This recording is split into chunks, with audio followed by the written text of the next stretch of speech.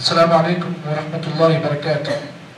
الحمدللہ رب العالمین والصلاة والسلام علی رسولہ الامین وعلی آلہ وصحبہ اجمعین.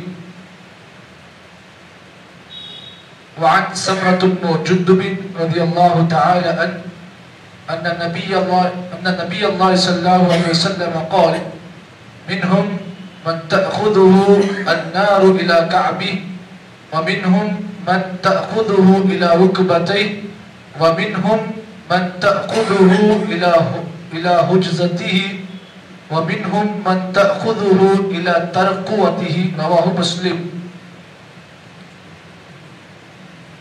صحیح مسلم کی بڑی مشہور و معروف حدیث رسول آپ حضرات کے سامنے پڑھی گئی. راوی حدیث حضرت سمرہ بن جندب رضی اللہ تعالی عنہ ہے. جیسے کہ بات چل رہی ہے باب الخوف، اس بات کا بیان کہ آدمی کو ہمیشہ ڈرنا چاہیے. کس سے؟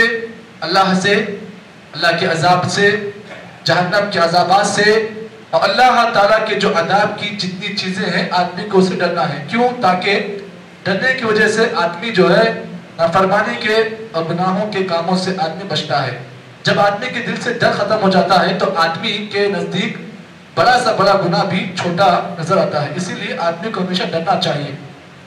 اس سلسلے میں تیسری حدیث جو آپ کے سامنے ابھی پڑھی گئی، راوی حدیث حضرت سمرہ بن جندب رضی اللہ تعالی عنہ ہے. فرماتے ہیں ان نبی اللہ صلی اللہ علیہ وسلم قال، اللہ کے نبی نے فرمایا منہم من تأخذه النار الى كعبه.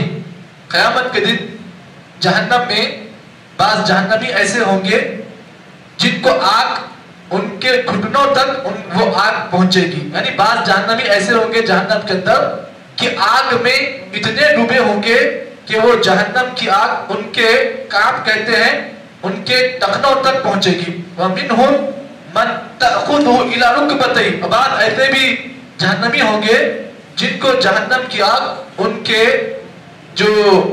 یہ جو حصہ ہے، ران کا حصہ، جو اپنا جو گھٹنے کا حصہ ہے، یہاں تک آگ بعض جہنمی کو پہنچے گی. وَمِنْهُمْ مَنْ تَأْخُذُهُ إِلَى حُجْزَتِهِ. بعد جہنمی ایسے ہوں گے جن کو جہنم کی آگ ان کے تن کو، یعنی ان کا جو جسم کا جو حصہ ہے، یہ پوری آگ ان کے جسم کے حصے کو جھلسا دے گی. وَمِنْهُمْ مَنْ تَأْخُذُهُ إِلَى تَرْقَوَتِهِ. نبی نے کہا کہ بعض جہنمی ایسے ہوں گے کہ جہنم کی آگ ان کے ہنسلی تک پہنچ جائے گی. ایک ہے پھسلی اور ایک ہے ہنسلی. ابھی ہنسلی کیا ہے؟ اردو زبان کا بڑا مشہور لفظ ہے. ہنسلی کہتے ہیں کہ انسان کے جو سینے کے درمیان جو ہڈی ہوتی ہے، یعنی جو اپنے جو دو پھیپڑے ہیں ان کے درمیان کی جو ہڈی ہوتی ہے، اس کو بولتے ہیں ہنسلی.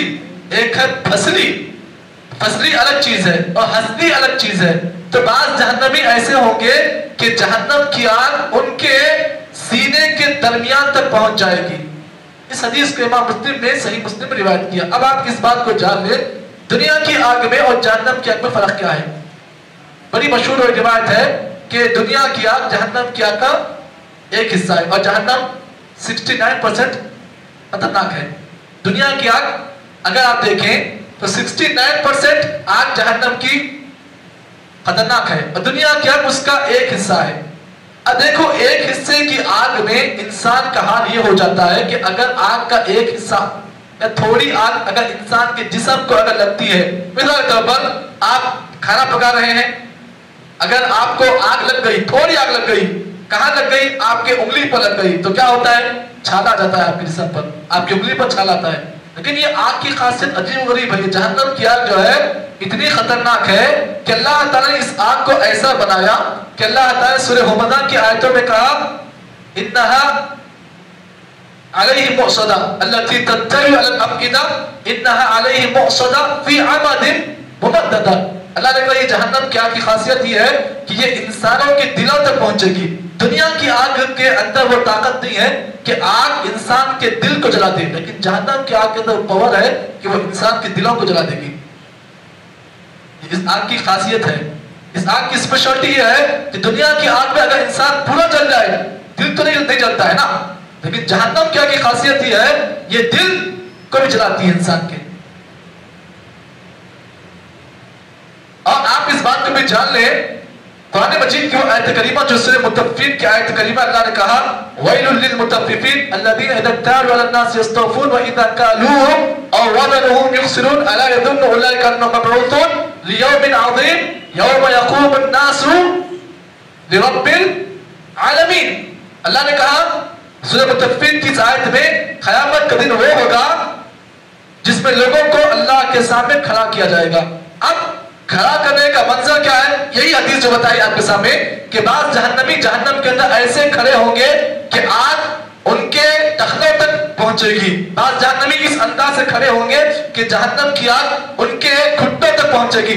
بعض جہنمی اس حالت میں کھڑے ہوں گے کہ جہنم کی آگ ان کے تن تک ہوگی. اور بعض جہنمی ایسے بھی ہوں گے کہ جہنم کی آگ ان کے ہنسلی کو جلا دے گی. یہی وہ آیت کریمہ یوم یقوم الناس لرب العالمین. ارے ہم تو قرآن مجید کی اتنی آیتیں پڑھتے ہیں. امام صاحب شاید آپ کے سامنے اتنی قرآن کی آیتیں پڑھتے ہیں. فجر کی نماز میں دیکھو اتنی آیتیں پڑھتے ہیں ہم. عصر کی نماز میں تو نہیں پڑھتے ہیں لیکن مغرب کی نماز میں قرات ہوتی ہے آیتیں سنتے ہیں ہم. عشاء کی نماز میں قرات ہوتی ہے آیتیں سنتے ہیں. دل پر ہاتھ رکھیے بولیے آپ سورہ مطففین کتنی مرتبہ آپ نے زندگی میں سنا ہے؟ ہم اس سے بات کرتے ہیں سورہ مطففین کو ہم نے 10 بار سنا ہے, بعض 20 بار سنا ہے, بعض 30 بار سنا ہے. بات تو ایسے بھی ہے کہ سورہ مطففین پورا ہم کو یاد ہے لیکن ایک آیت کریمہ سورہ مطففین کی وہ آیت کریمہ ہے جس نے اس آدمی کو پریشان کر دیا. وہ آدمی جس سے شیطان مدینے کی گلیوں سے بھاگتا تھا, وہ آدمی جس کے ایمان کو اللہ تعالیٰ نے کسوٹی قرار دیا. کون؟ وہ عمر ابن خطاب رضی اللہ تعالیٰ جن کے خوف کا معاملہ یہ ہوتا کہ اگر دشمن ان سے 2.5 لاکھ مربع کلومیٹر دور پر ہوتا تو عمر کا نام سن کر وہ کہاں جاتا. وہ عمر بن خطاب جب سورہ مطففین پڑھ رہے تھے اور کون سی آیت؟ یہی آیت یوم یقوم الناس لرب العالمین. جب اس آیت پر عمر بن خطاب پہنچے اتنا روئے جیسے بچہ بلک بلک کر روتا ہے. اور یہی آیت کریمہ حضرت عمر بن خطاب رضی اللہ تعالی عنہ کے بیماری کا یہ آیت عالم بنی. اسی آیت کی وجہ سے عمر بن خطاب بیمار پڑے. کئی حکیموں کے پاس دکھایا گیا عمر بن خطاب کو آخر بیماری کیا ہے, لیکن کسی حکیم نے علاج نہیں کیا کہ آخر ان کو بیماری کیا ہے. یہی وہ آیت کریمہ ہے جو عمر بن خطاب رضی اللہ تعالیٰ عنہ پر ایسا اثر کر گئی, ایسے بیمار ہو گئے. اسی بیماری کی وجہ سے عمر بن خطاب رضی اللہ تعالیٰ اس دنیا سے چل بسے. آخر اس آیت میں ایسی کون سی بات تھی کہ عمر بن خطاب کے دل نے اس آیت کو ایسا اثر کیا, ایسا قبول کیا کہ عمر بن خطاب اسی آیت کے اوپر غور کر کر آپ بیمار ہو گئے. اور جب بھی یہ آیت کریمہ عمر بن خطاب پڑھتے زاو قطار روتے. آخر اس آیت پر رونے کی ایسی کیا وجہ ہے؟ بس کتنی آیت ہے؟ یوم یقوم الناس لرب العالمین. 5 یا 6 جملے والی آیت کریمہ ہے لیکن عمر بن خطاب کے دل پر یہ آیت کریمہ اتنی اثر کر گئی کہ عمر بن خطاب بیمار ہو گئے. اور یہی آیت کریمہ کی اثر کی وجہ سے عمر بن خطاب ایسے بیمار ہو گئے کہ کسی حکیم کا علاج کام نہیں آیا.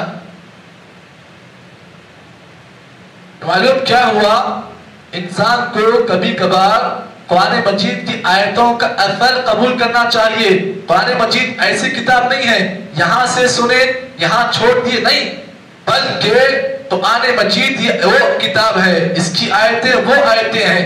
جب نبی اکرم صلی اللہ علیہ وسلم قرآن مجید کی آیتیں پڑھتے تو نبی ایسا روتے زار قطع, نبی ایسا روتے کہ گویا کہ کسی ہانڈی پر کوئی چیز آپ پکا رہے ہو, پک پک پک پک جیسی آواز آتی ہے. نبی اکرم صلی اللہ علیہ وسلم آیتیں پڑھتے اور آپ کے اندر اس کا اثر ایسا ہوتا. اچھا ہمارے پاس کیا ہے؟ امام صاحب چاہے وہ کعبے کے امام ہوں, چاہے وہ مدینہ کے امام ہوں, چاہے وہ مصر کے امام ہوں, بڑی بڑی قرآن کی آیتیں قاریوں کی آوازیں ہم سنتے ہیں لیکن کانوں میں اس کا اثر محسوس کرتے ہیں لیکن دل پر اس کا اثر محسوس نہیں ہوتا ہے. صحابہ ویسے نہیں تھے. صحابہ جہاں پر کانوں میں اس کا اثر محسوس کرتے, دل پر بھی ان آیتوں کا اثر ان کے اوپر ہوتا. لیکن آج ہمارا معاملہ کیا ہے؟ ہمارا معاملہ یہ ہے پوری قرآن مجید پڑھ لیتے ہیں لیکن زندگی میں توفیق نہیں ہوتی کہ کبھی کسی آیت کا اثر قبول کریں. یہی فرق ہے ہم میں اور آپ میں. سوال ہوتا ہے کہ ایسا اثر کیوں قبول نہیں کرتے ہیں؟ علماء کہتے ہیں مول صاحب قرآن مجید عربی زبان میں اترا نا, اسی لیے ہم اس کو سمجھ نہیں سکتے. ارے بندو اللہ کے, قرآن مجید جہاں پر عربی میں اترا وہیں پر آپ کے پاس قرآن مجید کے ترجمے کی بہت ساری کتابیں ہیں. آپ کم از کم عربی پڑھنے نہیں آ رہا ہے تو کم از کم ترجمے کے ذریعے سے ان آیتوں کے اثر کو اپنے دل پر قبول کریں. پھر اس کے بعد دیکھیے آپ کی دل کی دنیا تبدیل ہو جائے گی, آپ کی زندگی کا جینے کا اسٹائل تبدیل ہو جائے گا. یہی وہ آیت کریمہ ہیں جو عمر بن خطاب رضی اللہ عنہ جب اس آیت کریمہ کو پڑھتے یوم یقوم الناس لرب العالمین زار و قطع ہوتے. تو اس آیت کریمہ اور اس حدیث کو جو میں نے آپ کے سامنے پیش کیا, اللہ کے نبی نے فرمایا قیامت کے جہنم کی آگ ایسی ہوگی کہ بعض لوگوں کو آگ ان کی دلوں تک پہنچے گی, اور بعض ایسے بھی ہوں گے کہ جہنم کی آگ ان کی ٹخنوں تک انہیں جلا دے گی, اور بعض ایسے بھی ہوں گے کہ جہنم کی آگ ان کے گھٹنوں تک پہنچے گی. تو ہمیں اور آپ کو چاہیے یہ جنت اور جہنم سے ہمارا گزر ہونا ہے. اس کے بعد ہی جنت ہے, اس کے بعد جہنم ہے. تو پلسرات یہ جنت اور جہنم سے پہلے والا یہ مرحلہ ہے, اس پہ سے ہر ایک کو گزرنا ہے, چاہے وہ وقت کا عالم ہو, مفتی ہو, ملا ہو, عالم ہو, علامہ ہو, ہر ایک کو اس راستے سے گزرنا ہے. اس راستے سے کامیاب ہونے کے بعد ہی آپ کو ملے گی جنت یا جہنم. تیاری کر لیں ابھی سے دنیا کے اندر, یہ راستہ یہ مرحلہ زندگی میں ہر ایک کو ملنے والا ہے. اللہ سے دعا کریں کہ اللہ تعالیٰ مجھے اور آپ کو جب تک اس دنیا میں قائم رکھے, باقی رکھے, اللہ سے ڈر کر زندگی گزارنے کی توفیق عطا فرمائے. سبحان اللہ بحمدہ, سبحانک اللہم وبحمدک, نشہد ان لا الہ الا انت, نستغفرک ونتوب الیک.